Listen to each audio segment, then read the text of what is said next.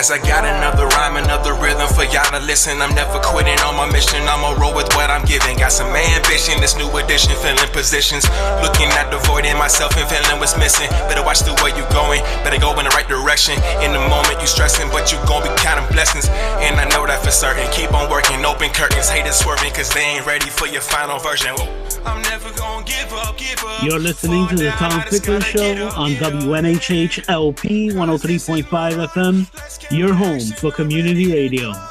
Good morning, everyone. It's a pleasure to kind of really be in touch with folks, either virtually, but also with bringing our spirits together and just sharing and communing about the importance of ourselves and the importance of self-love and just the importance of kind of taking ownership of your health. Today is really a fascinating and a really provocative show where I think folks will understand that we often think of life in opposites and faith and science not being part of the same I'll say same part of the same spectrum. But we are going to talk about faith and science and how faith and science come together through the lens of community collaborations in clinical research.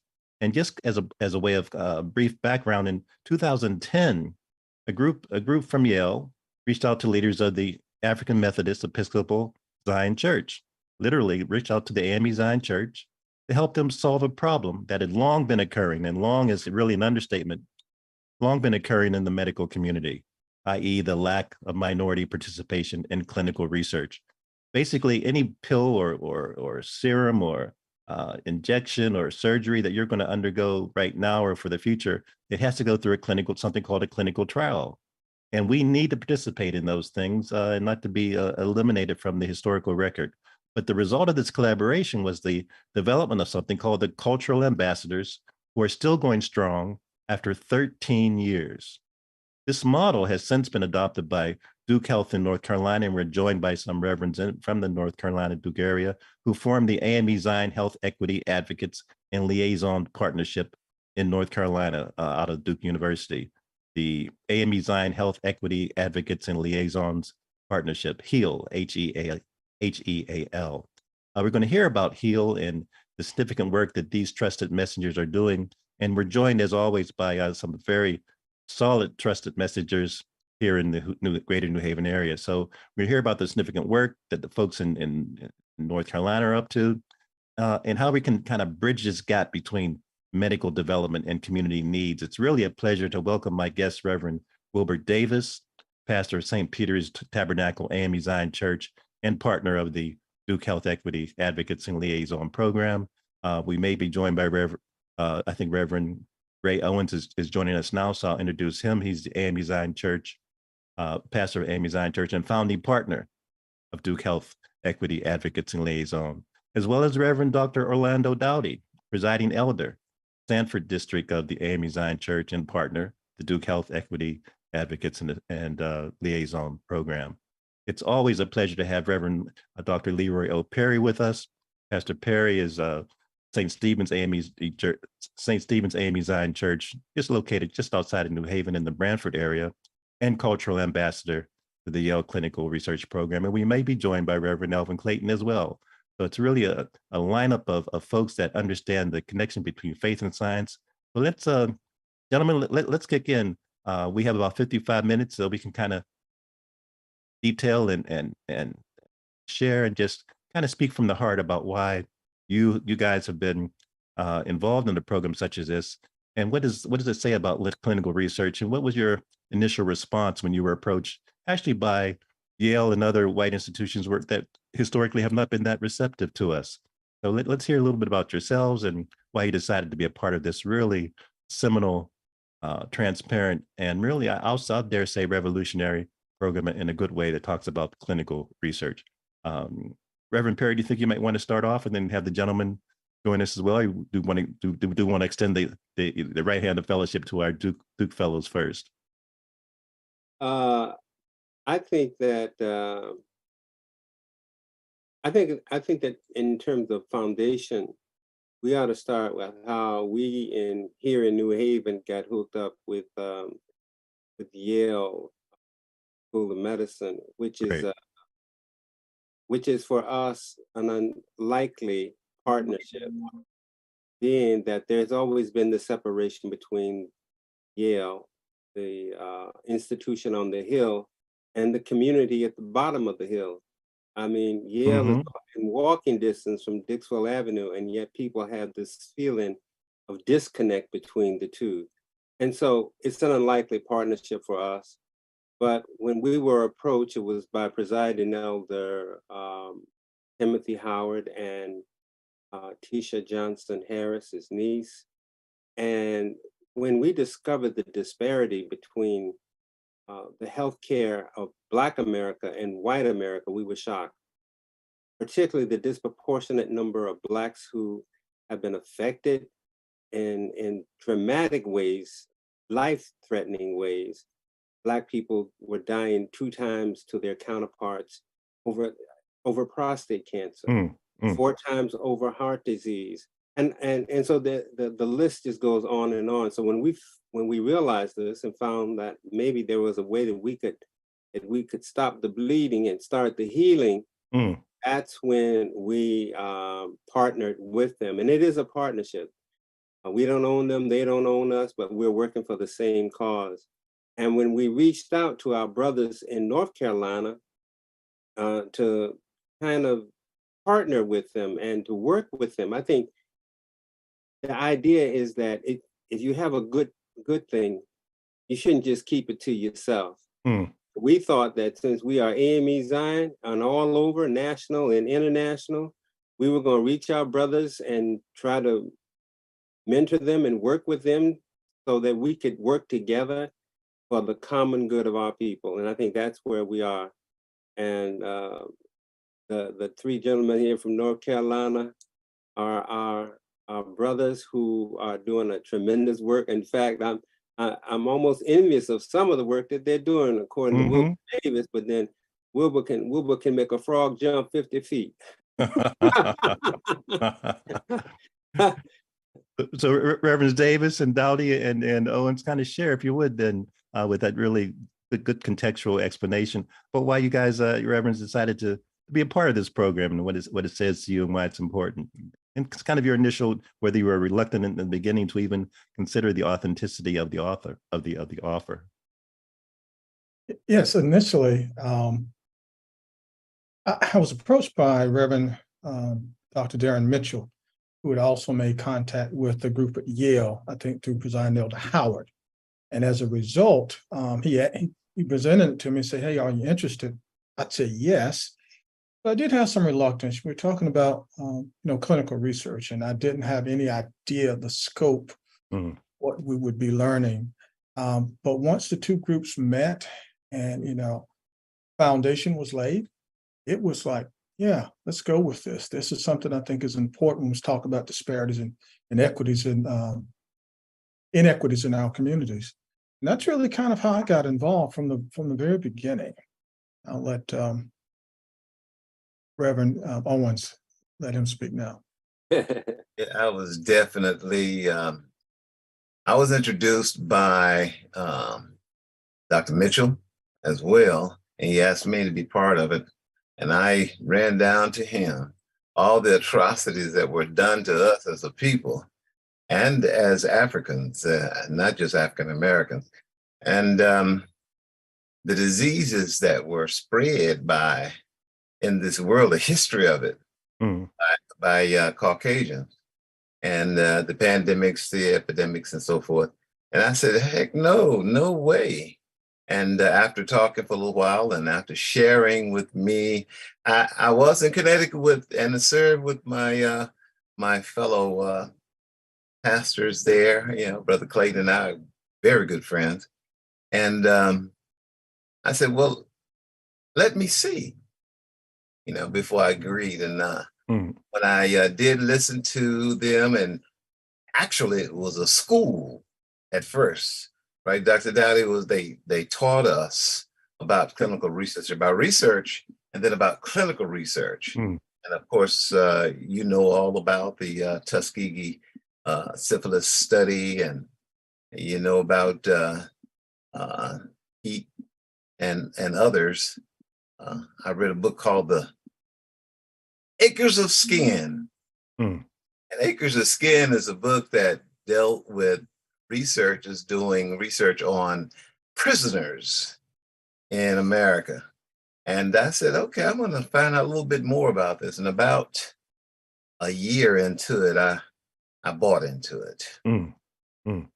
And so now I see the need in order to educate our folks and help them, particularly in the long run. Excellent.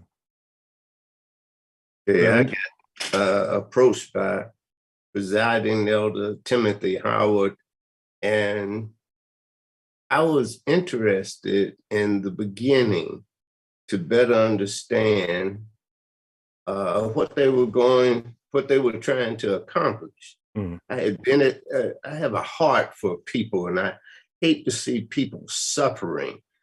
And I've been at the bedside of sick people with no hope. And I became very interested in this because I wanted to better understand the health disparities at the local level and the history and all of it. It was good. When we began, they taught us a whole lot about clinical research and how it helps the community and how we bring about drugs to our community, medicines to our community. And when we don't participate in the clinical trials, those medicines may not work as well with us. Mm-hmm. Mm-hmm. And I was very interested. And excellent, excellent. Reverend Clayton, good morning. Good to see you. I just wondered, we kicked off about the context and the origin of the program and the connection between New Haven and North Carolina. Just wondered whether you wanted to kind of weigh in with a few thoughts as we kind of open things up.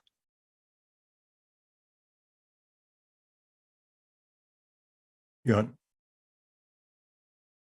Unmute yourself. I think you're still on. Yeah.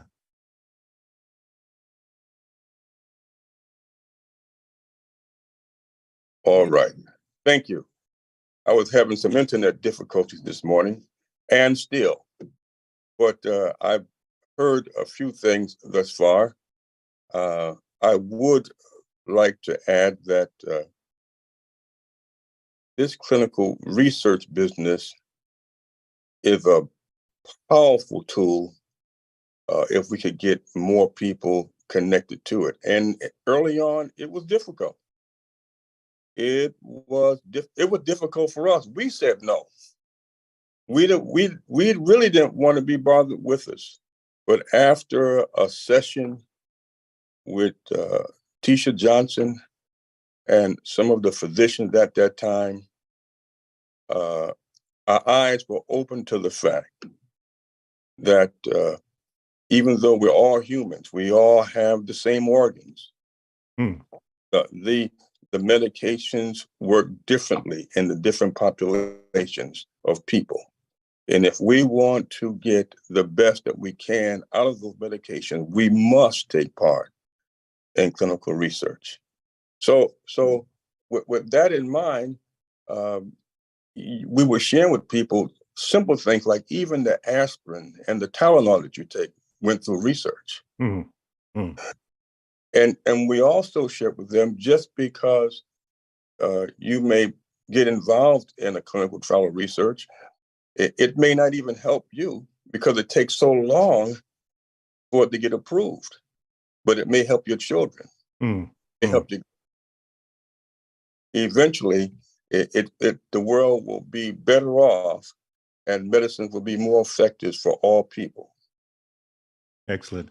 We have about 45 minutes, everyone, so we can kind of delve in and share what's on your heart, mind, and soul in this topic. There's so many things I'd like to ask you, but I guess let me just ask one more question about the partnership with academic institutions and why is that important? Because as churches evolve, people evolve, even academic institutions evolve. Yale is certainly a different institution than what it was when you first started, and I'm sure Duke has gone through various iterations, positive and negative ones. So I'm just curious about your perspective when you look back and center yourself and look forward, with the importance of academic institutions being really critical to our serving our mission and the partnership with them. Why is that kind of important on an ongoing basis? I think, well, I was going to say, I think that, I think the world after the pandemic is almost like the dogs in Birmingham. They've got a better view of how these disparities affect minority population. And, one of the things that we have stressed at Yale and at Duke is that the ministers or the ambassadors or the healers get the kind of training that they need to be able to deal with the medical research that is being reported by these institutions and how they affect our people so that we can talk about it. And, let me just say this, even I don't care if you're at Duke or at Yale, we still have a mistrust of these institutions. We know that in 1940, there were 124 Black hospitals, and these hospitals were reduced by the government to two in the South. I think it was Meharry and Howard, and the rest of them were cut out. I mean, these Black hospitals serve Black people. And so, even though I'm working with and as an ambassador here at Yale, I know that, at any moment, they can reinvent the wheel for us. So we must do the good work while we can, while it is yet day, because night will come and no man will work. So, our partnership, though, I think will enable us to go beyond our institutions. Like one of the things that I'm thinking, Reverend Dowdy, is that the learning and the training that you guys have, that we have, that at some point, AME Zion may just take this on our own as a challenge. And that's what I'm looking for. I'm looking to be independent and Black, and but at the same time, I'm willing to take on the help of a major institution, any major institution that wants to help Black people. Thanks. Reverend Dowdy or Reverend Davis or Reverend Owens, any response to that or tag teaming? Yes, excuse me. I would like to also share what Reverend Perry said. Lots of training. We had no idea what goes into clinical research, the extensiveness of the training, learning the difference between quantitative and qualitative, and while this is important, and learning about institutional review boards, the IRBs, the approval that these researchers have to go through to even do the research, making sure that it's ethical, and what has been put in place to hopefully make sure that nothing like Tuskegee or what happened in Germany with the experiments the doctors did there on the prisoners, hoping that none of that would happen again. But there have been some things put into place. And so this is very important. And learning about, as Reverend Clayton mentioned, about aspirin. When the studies were done, they were done primarily with men. But when women started taking the aspirin, the dosage was too high. And so they had more women included in the study. Then they realized, okay, this is the dosage we have, and that's the 81 milligram aspirin that we take today. And so this is really important for our communities, and educate, institutionally, there's still some distrust in our communities, and we recognize that. And we are sort of like, we're the liaison between the community and the institution, because we are considered persons of trust.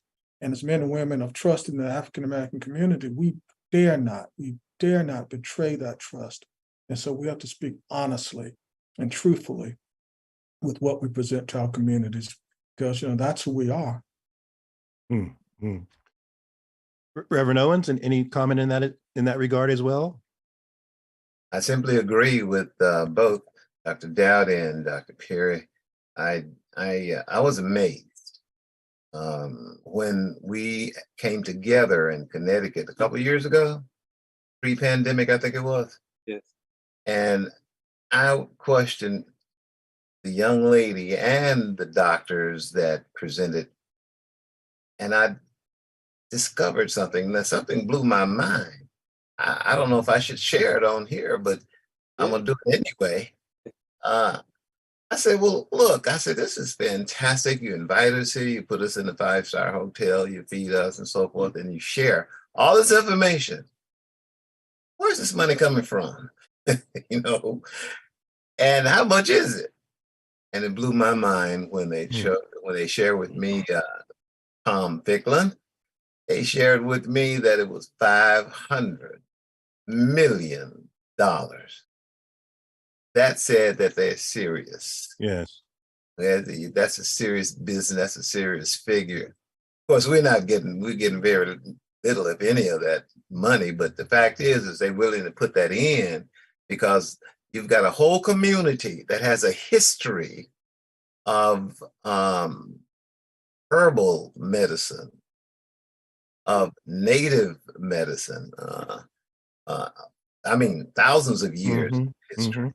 And it's all been good. And the reason why a lot of them came into Africa, and a lot of people don't know it, is because the pandemics, the epidemics that were going on in Europe and so forth, they were killing a whole bunch of people.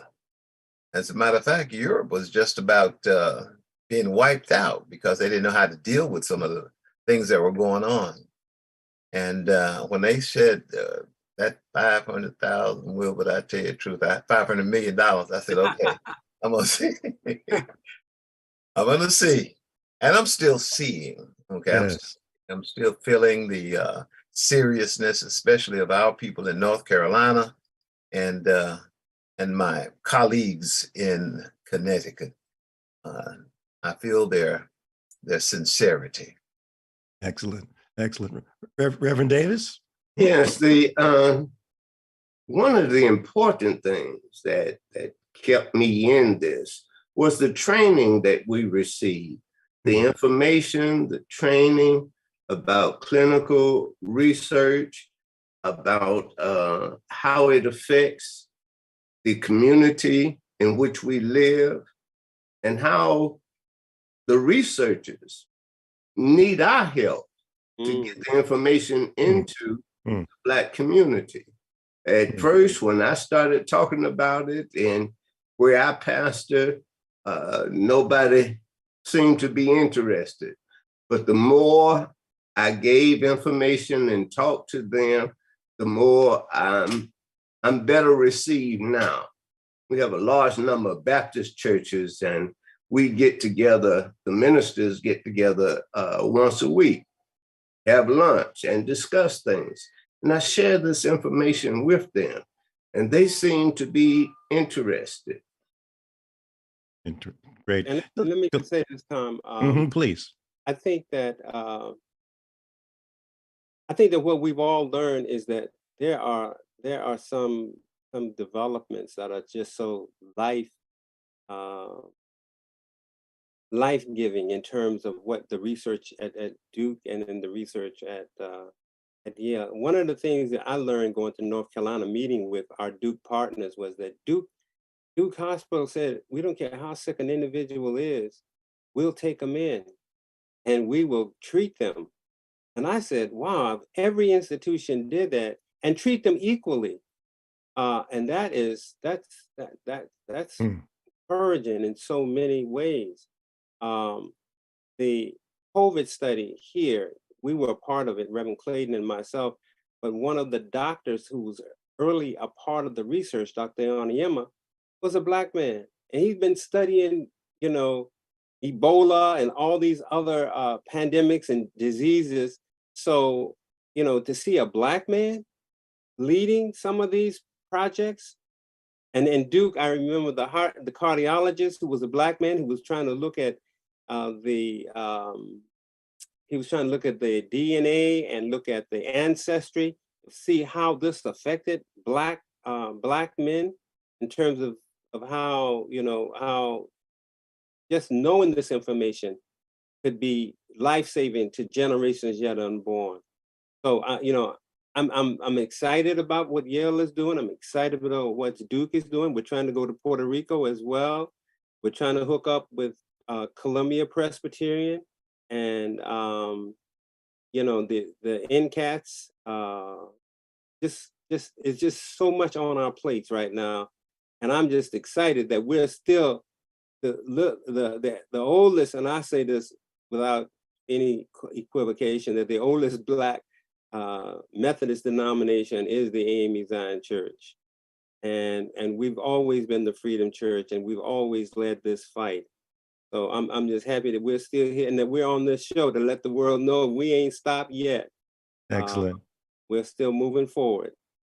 Excellent, Reverend Perry. And Reverend Davis had referenced a little bit about the breakfast group and the outreach. So share a little bit, if you would, then about some of the outreach methods we've used thus far, what we might be considering down the road, because it's in terms of marketing and public relations, that's a constant battle to kind of, penetrate people's consciousness. So I was just curious, given the collective experience we have here on the show, I wanted to talk, if anybody would like to share a little bit about the specific outreach methods that you've used and how that has even enhanced the partnerships, maybe even what's worked and what hasn't worked, as we kind of do our own kind of diagnosis of our abilities and our strategies and our tactics. Yeah, the marketing is very important. The flyers, the things that we put out, for the most part, our people are visual learners. If they can see it, they better understand it. And I have had some positive reactions from the flyers and information that I've shared with them, websites that they could go to, the libraries that they can get into off of the internet.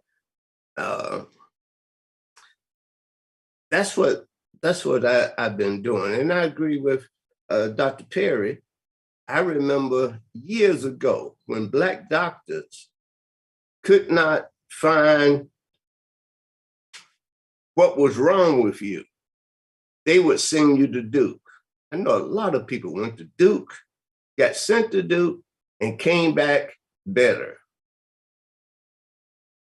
Now, one of the things I will add with that, with the marketing, we've tried to utilize as much as some other sister institutions as well, like North Carolina Central University, where they have it's called ethnodramas.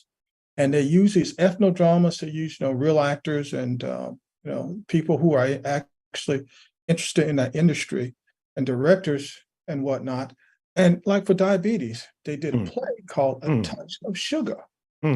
And so, they do these ethnodramas from a Black perspective, and they present them on some of the major diseases like diabetes and cancer and breast cancer, things of that nature. And that has been very successful, and the turnout has been very good, because we also realize that people, even though they may be skittish of clinical research, the clinical research had to be done. All you have to do is ask the question, how many of you are diabetic? Or how many of you have high blood pressure? How many, any medication at all? Well, there's a process how that medicine came to be. And would you want to live your life without that medicine? The answer will be yes, but until there's a cure for the disease, they need this medication to help keep it under control. So that's just one of the ways that we've done this. Reverend Owens, from an outreach and contact and public relations standpoint, any methods that come to your mind that have been, really successful, or that we need to improve upon, or things that might not have worked? Well, quite frankly, everything has worked pretty good that we've done. Excellent. We have all started out and brought our Kanisha, what is her? She's the master of public health, but she is like a director of this program, and she and her colleagues came to our district conference. We have 19 churches gathered together and shared with them. And that sharing resulted in everybody's interest because it was so dynamically presented by them. And of course, I have not a radio program yet, Brother Ficklin. But we can collaborate. We can make it happen. I would sure love to. We do have a Black radio station here. That's certain demographic, though.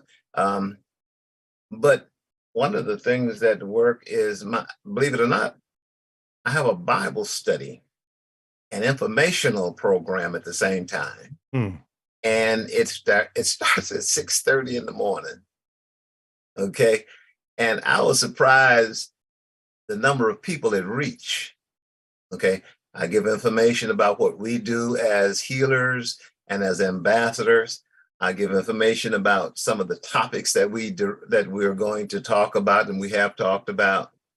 And I shared with my friend Dr. Dowd. I said, you know, the first time I did that at 6:30, I had one at noonday on Wednesday. Okay, Mm-hmm. but I retired now, and I'm not rigid, but I do wake up early in the morning. So 6:30 in the morning to 7, I deal with information, and I do deal with the Bible study. Okay, and the Bible study always focus on something that deals with health. Mm-hmm. And I'll tell you that the first time was 350 people, not that just responded, but 350 people that listened. Okay. And the next time it was 500 and so, okay. I didn't even notice till my wife shared with me how many people go. She said, what you doing up there? And so lo and behold, I have a platform and I love to go on the radio now. I just got to get some sponsors, but I do declare the response is great. And most of the people who know me, they'll write something on my Facebook page, okay? And then they'll ask it because a lot of the people are part of the Amen Zion Church. And when we come together as a district, it's on.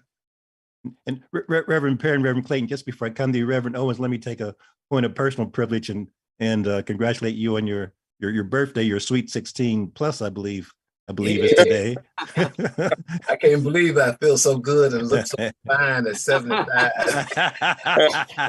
Name and claim it. That's what this is all about. So happy birthday to you. Absolutely. Reverend Clayton, Reverend Parrott, any thoughts in this regard about our expansion and cohesion and just our synergy and our collaboration? Well, yes, sir. Go ahead. Who's talking? Yes, sir. Early on, we were placed before people. We were exposed. We were on buses. Our pictures were on buses. All of the ambassadors. We had a town hall meeting weekly during the early days of COVID.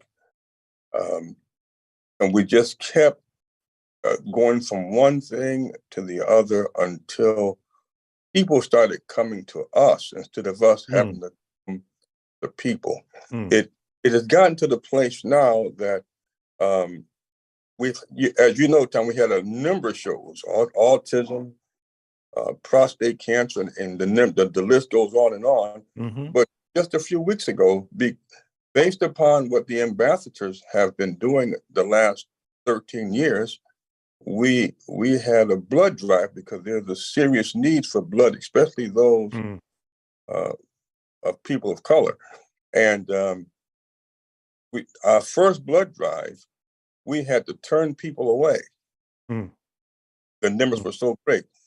So not only are we growing in terms of research, anything that's connected with health and wellness, we're right there. Excellent. Never mind they get fed on Sunday morning. So we're just grateful for that, the great start we got in terms of helping our people to be more connected to clinical research. Excellent. And all the time, let the people learn how to take charge of their health. Reverend And Perry? yeah, I think that what Reverend Clayton brought to our attention is that the media is the message. So it's just not having our faces on the bus, but the fact that you got Black people on Yale buses talking about taking charge of your health is significant. And, you know, not only is that the part of the process, but the other part of the process is to put in practice what that really means. And so pandemic, we recruited and we had individuals coming to our churches to get the vaccines. We had programs for seniors to help them navigate the internet, Facebook, telemedicine, which would have never happened had we not been players in the game. And also, I But just want to take a note here that Bishop Monroe, who is our senior bishop, was also on this show Hmm. talking about prostate cancer.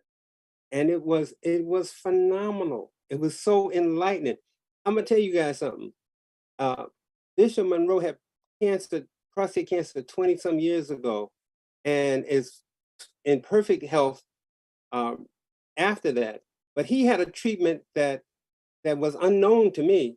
Like we know that you can either get it removed surgically, or you can get hormone treatment, or you can and but what he had a doctor in New England who gave him both at the same time, which is unheard of for me. He had the hormonal treatment and he had the surgically Radiation. removed, and then he had the radiation. So whoever his doctor was a hell of a doctor, because nobody else is doing that right now. So, I think that one of the reasons I'm so happy that we could be on this show together is so that we can share these ideas together. So some of the things we're doing, you can do. Some of the things you're doing, we'll learn to do, so that we can be stronger where we are, but stronger together in the fight that we're all engaged in. We have about 10 to 15 more minutes, guys. So Reverend, so let's just kind of share in, and any comments from what we've heard thus far, or points we haven't covered. I mean, just when Reverend Dowdy was mentioning about the drama, I really love that idea. And then he Yeah. mentioned some of the specific diseases. Are there any particular diseases or issues or concern that still are so difficult to kind of communicate to people that they need to really take ownership of? Or just how do you see some kind of the hill? We've been climbing the hill for 13 years plus, and we'll continue to climb and exercise ourselves. We just wonder whether you saw any particular dominant obstacles to our becoming a success in the way that we would like to. Yeah, I'd like to mention, for instance, with Dr. Opeyemi Olabisi and Dr. Nadine Barrett, we have gotten I think it's, what is it, $5 million grant to work with kidney disease. Mhm. And kidney disease is one of those things where you may have it, but really not be aware of it. Yes. So it's called Care and Justice. And so we got 5 years to work on this. And one of the things that happened is by marrying them up with one of my district conferences and them doing their presentation and me just saying a little bit, they said that something happened that was phenomenal that normally doesn't even happen within the research of with Duke, is that we had 33 people to sign up. They had informed consent, and we understand what informed consent is important, but also they were screened. With screening, that also means some blood drawn or some urine that was taken, Mm. and therefore finding out, if they had these markers that we're Mm. looking for to see if they are more likely to have kidney disease and that they can do something about it. I think that's really important, something that's ongoing for us right now. Absolutely. Yeah. And Reverend Perry, just as Reverend Dolly was talking, I know that genetics and just that explosion area of genetics is on your mind, and that kind of connects with what Reverend Dowdy had mentioned about the early diagnosis and the techniques to kind of determine if you might have a marker or some tendencies in your biosphere, so to speak. I'd like to ask Dr. Dowdy a question about that. Mhm.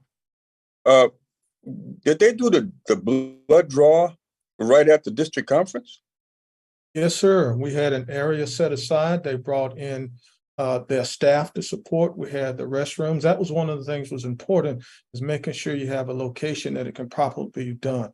Yes, sir. All that was done on site. That's powerful. That is powerful. Definitely powerful.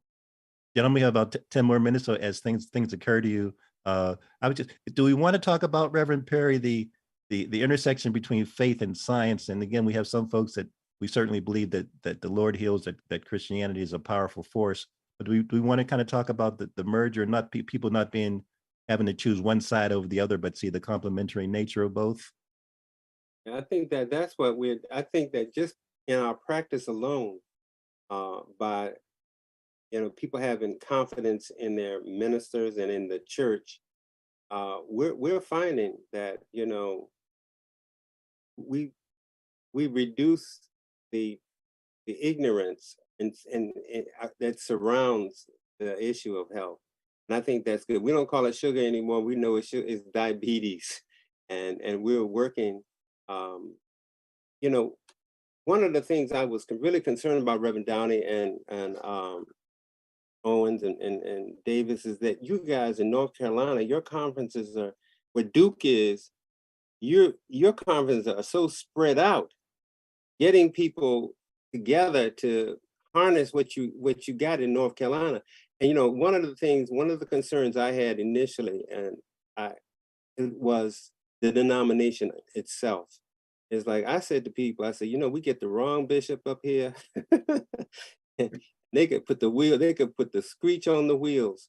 So we can act and locally, but how do we move this in a larger way? That's one of my questions. And for you geographically, how do you harness this with Duke? And you're so spread out over North Carolina. Let me share, Dr. Dowdy, before I lose my thought here. The fact is, Reverend Perry, is we don't even use all that we have. Let me just give you an instance. In the county I am in now, retired, Hope County, I know the movers and shakers in Hope County. I just left Scotland County. I know the movers and shakers in Scotland County. But even better still, in every county in North Carolina and Connecticut, you have a ministerial alliance. Now, the ministerial alliance is usually African American and white in another instance, but now they're coming together. In that ministerial alliance, I can reach the whole state, or we can reach an entire region or state with the information that we want to give them. So it doesn't have to stay within the AME Zion Church, especially when we're talking about information. But that is powerful now. That's 100 counties in North Carolina. Okay, and that's, I don't know how many counties in Connecticut, even though I lived there and, for a while. But you get the point, right? Yeah. Yeah, that's an avenue that we haven't, well, maybe you haven't challenged yet, but I'm in a perfect position because having been retired, I'm now active in my county, Hope County, and I have access, of course, to the media in Hope County. So I can do pretty much give. And I'm excited. That's one reason I'm excited about this. Maybe that's what it was. The 350 people and the 500 people, they was all from Hope County.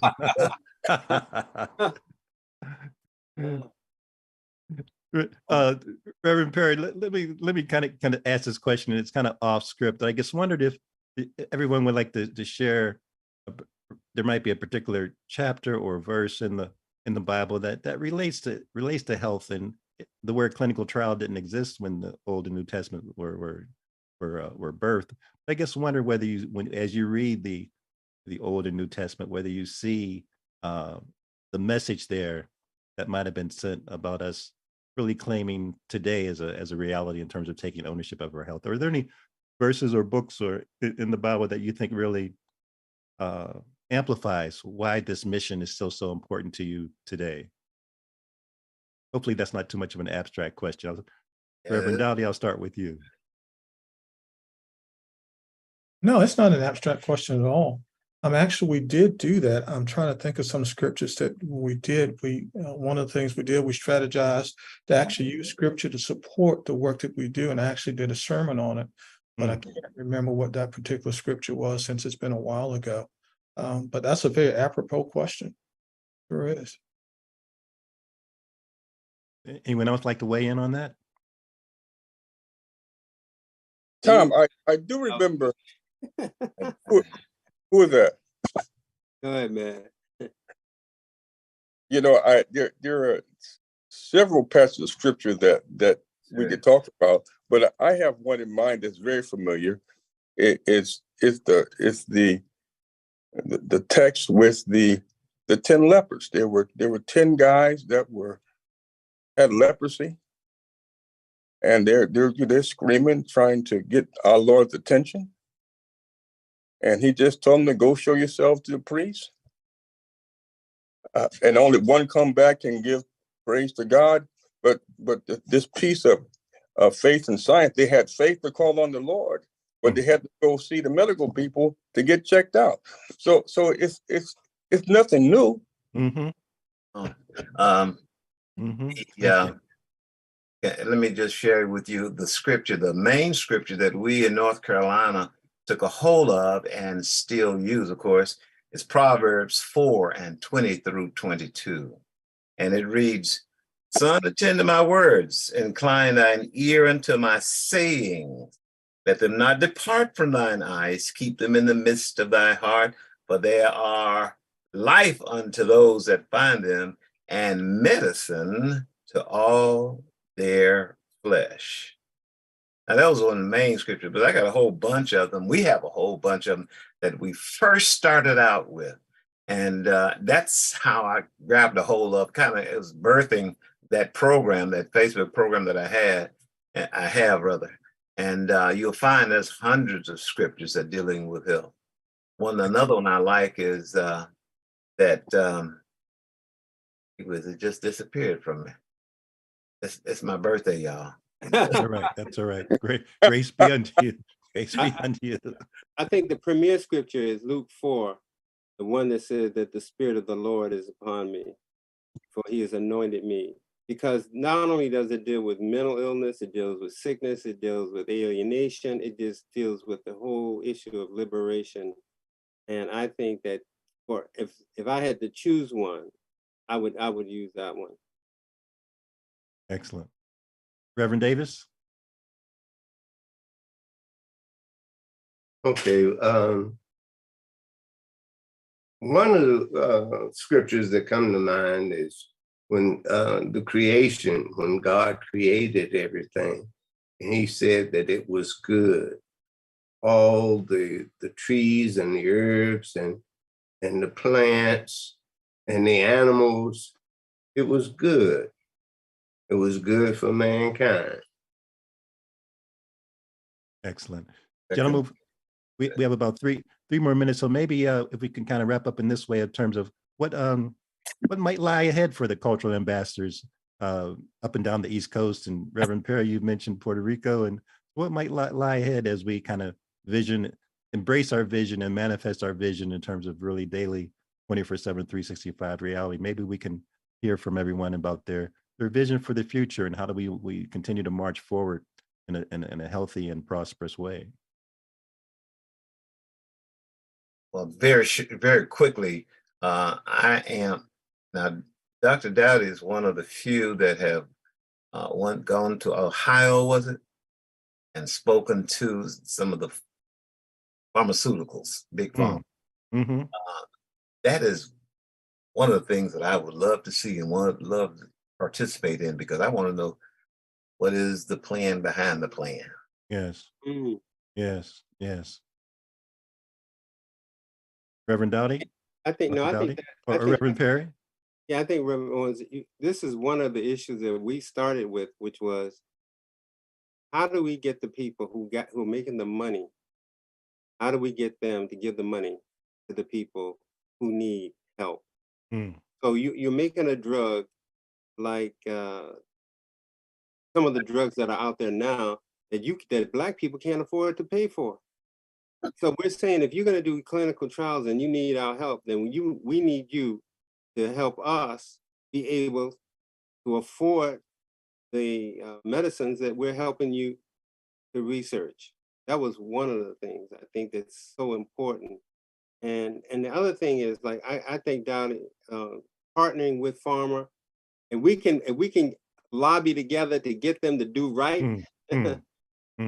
We can get them to put money into our economic development and the whole idea of medicine and taking charge of your health. We can get them to help us change the face of medicine, putting some of our young Black people through college and through school. I mean, the door is wide open. We've got to knock on that door, and we've got to knock hard. But the only way that we can do that is that we've got to have an evidence-based performance. So that when we show that we are effective, that's when they will open the door and listen to us. and let us sit at the table and be partners at that table. Tom, I would like to just share this very briefly. Please, and Harry's going to play the music, so go for it, and Well- we'll keep talking until he does that. Okay, when we started as ambassadors, the participation rate for minority people in this area was maybe 3%, if that. And after 13 years of work, it have risen to 30, in some cases 60, and in some studies may have been even as much as 80%. So what I envision that one day that there will be a balance with the participation of our people in the area of clinical research. Excellent, excellent, excellent. Who would like to have the last word before Harry plays the music? Well, let me say very quickly, you asked about the future. I like to see the work that we do in our communities as ministries, that a ministry that you can find just about in every community. Same way you look at urban ministries or the Salvation Army, or you start looking at clinics that are available, that you start seeing the work that we have done, we laid a foundation for that to happen. That's key. Gentlemen, thank you so much. Thank you, reverends and doctors, and really just, I guess servants kind of come, that's the word that comes to my mind. You guys are servants, so thank you for serving. Thank you. Happy birthday. Yeah. As I got another rhyme, another rhythm for y'all to listen. I'm never quitting on my mission. I'ma roll with what I'm giving. Got some ambition, this new edition, filling positions. Looking at the void in myself and feeling what's missing. Better watch the way you going, better go in the right direction. In the moment you stressing, but you gon' be counting blessings. And I know that for certain. Keep on working, open curtains. Haters swerving, cause they ain't ready for your final version. Whoa. I'm never gonna give up. Fall down, I just gotta get up, yeah. Cause this is my road. Let's camera action, I'm ready to go. I'm never gonna give up. Fall down, I just gotta get up,